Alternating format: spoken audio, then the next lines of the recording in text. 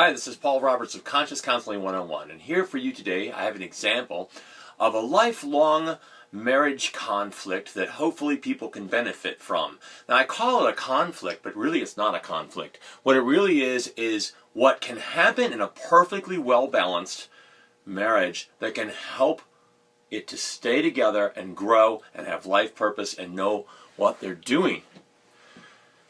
So, I'm going to draw from my own example. So we got married, my wife and I, according to vows that we made and an agreement we made for one another. I was very much in love with my wife 30 years ago. And when it came time to figure out, well, how can I make that love last and survive? What can I do? I rationalized in my mind, this is natural for a man and a woman to have this relationship. There should be answers that are ironclad, spelled out since the dawn of time. So I rationalized that I was going to find those answers, and by simply using them and implementing them, we would hold ourselves accountable for what those answers were and stay together. And my love and our endurance would go on. Now every marriage should probably look like this, but even though mine has, it's not been without difficulties. I'd like to share those difficulties. One of the things that we did in the trying to do what I just described, making it last, was to go to the best we could to find out what God or our Creator would have to say about what we do and what we should be and how we should operate. And even though at the time we were what they call believers and had grown up in what they call Christian households, we were just beginning our world. We hadn't even come into being of our own responsibilities and natures in life of being able to support ourselves yet. We hadn't even finished school. We weren't even what you could call full-fledged adults, responsible for our own lives. And yet we were entering into this joint relationship that we were going to be responsible for one another for the rest of our lives when we weren't even fully responsible or aware of our own lives. So we made some mistakes, but one of the things that I wanted to make sure we didn't do was make the first biggest mistake, and that is to not start properly. So I said to my wife, let's find out what the Creator has to say about people such as us. And let's do it.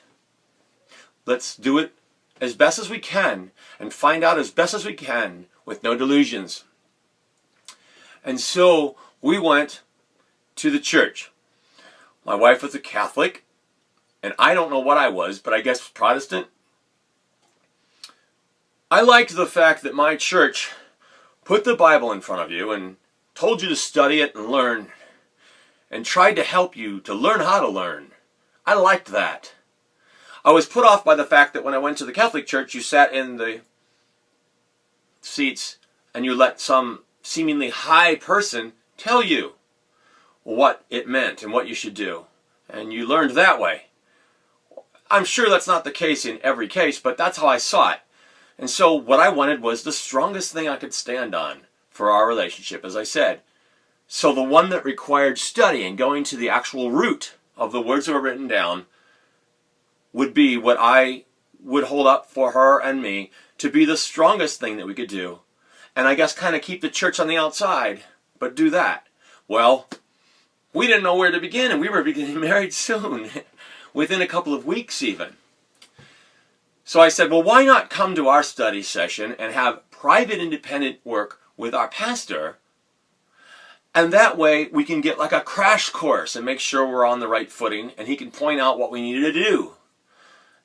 Now, of course, keep in mind, we knew that we only had faith. We knew that we didn't know God existed. We knew Jesus didn't necessarily exist, that it was just something we believed in. This is what's required for faith, to know that you only believe it.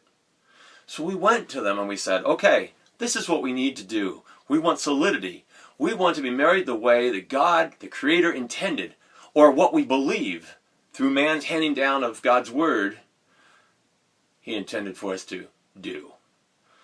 Show us how to learn about these things.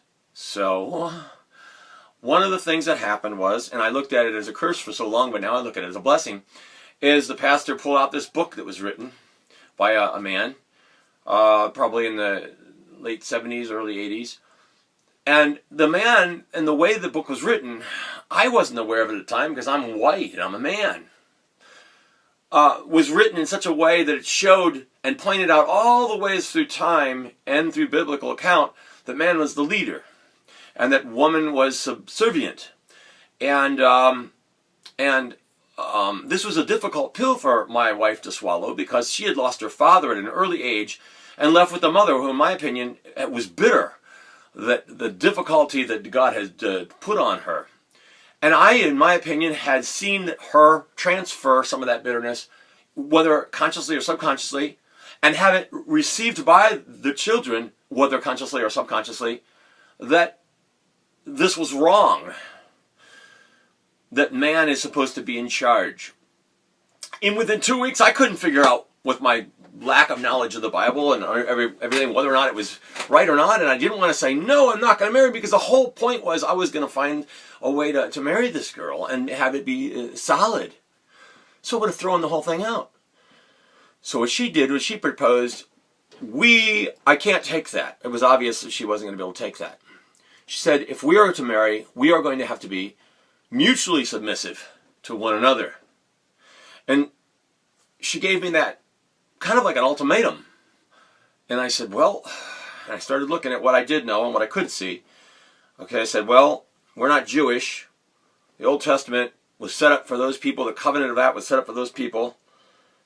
And everything that went beyond the Gospels kind of came into the formation of the church and how it was going to be and everything. Kind of like gave some of those things going on. And so I really can't subscribe to that, but I want to subscribe to the Bible. So I looked at Jesus' words in that Bible. And I looked at what was happening there, and I said, whoa, within the realm of just these four Gospels, I can't find that structure necessarily. There were things that could be inferred that it had to be the man over the woman, like spiritual guidance or the structure of the church or whatever. But I didn't see anything negative about one person being lesser. It looked like we both had roles, but they were different kinds of roles. I said, so you know what? I'll subscribe onto what you say, and we'll live according to these teachings, and we'll use them to guide us. And the pastor that was helping us also saw that that was needed and said, yes, that's a good plan. Use these teachings to guide. If you find that either one of you is falling outside of the realm of those teachings, then all the other need do, based on that vow and that promise to one another, is show the other person where they're out. And that will bolster and further cement, which was our common purpose, to further cement our marriage. And will ensure the longevity of your union and your joint purpose together. And so within 2 weeks, we came upon that monumental milestone and said to ourselves, yes, that's what we wanted in the first place, to find a way to make our love and our life together endure. So I said, yes, I would. And that's what we vowed. And since then, I was thrust into a world of where I must submit. We came very quickly to find out what that meant. If we pushed the boundaries or the parameters of that and made a world that the other person wasn't comfortable with or didn't trust, that became a problem. But we lived with those problems for a while we were trying to figure and sort it out. One of the first things that I did particularly was I had spent my life on the drawing board as a creative artist, and I didn't want to do that. I saw my dad. He went his whole life on the drawing board as a draftsman. I didn't want that life for myself. I'd already had enough of it. I'm glad it took me to where I was going, but I didn't want to continue to do that. So one of the very first things I wanted to do was get involved with music, which I did in college and after, and film and television, and using dynamic use of video in order to convey thoughts, because I'm verbally and audibly and visually sensitive. So that's what I wanted to do. I came up with the name Televisionaries because I was going to use like telephone, television, all these apps that you have now, the phone. It's all tele because it goes from here to there. And it's all about vision because the conveyance of what you're saying is the vision. And if you have something worthy to say, and if that's how you receive what you believe that you've received in your life the strongest, then by golly, you want to say it to others in that way. So one of the things I needed to do in that old world in the early 90s was have equipment, because I can't go to someone and just say, let me do this, let me have this. And so what I did was I took out loans with my grandmother's assistance for a down payment to buy the basic editing equipment and camera that I would need to start this. Because we had just been married, my wife thought, he doesn't know what he's doing. And she was right. All I had was my fire, commitment, and my long-term preparation and my motivation and desire. That's all I had. So that created a friction. She was forced to put a trust in me, and yet we said we were going to submit equally. So she took the first watch of having to give more trust, of having no choice but to give more trust. That's hard. I admire her for as well as she did do at it, because I had not fully comprehended what this meant yet and how we were going to conduct our life. I did not yet know where the parameters of where my life ended and her life began, how we melded together. I had not yet comprehended at that time. I just had so much confidence in what I was thinking and knowing and feeling that I knew, don't worry, I'm not worried, it's going to come out okay, and you'll see. That's all I could do is, you'll see. Because I knew inside, well, I didn't really know, but I really felt strongly, and I knew that I couldn't be something other than that because I knew how unhappy I'd be, and I knew she'd be unhappy with being unhappy.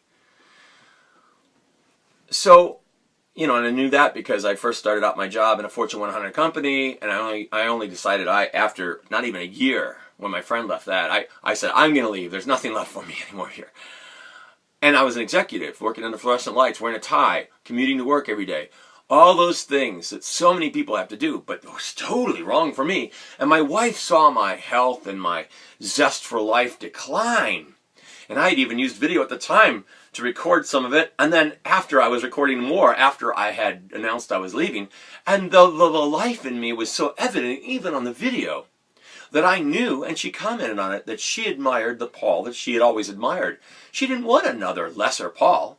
So when I knew that I was going to do video production, I knew that I would be doing what I needed to do to be full. And I knew in my heart that I'd be giving her a better Paul, which is what she fell in love with and what she wanted in the first place, supposedly, and what we secured our love with and our marriage bonds with through Jesus' teachings and our vow to use those to follow as we're learning.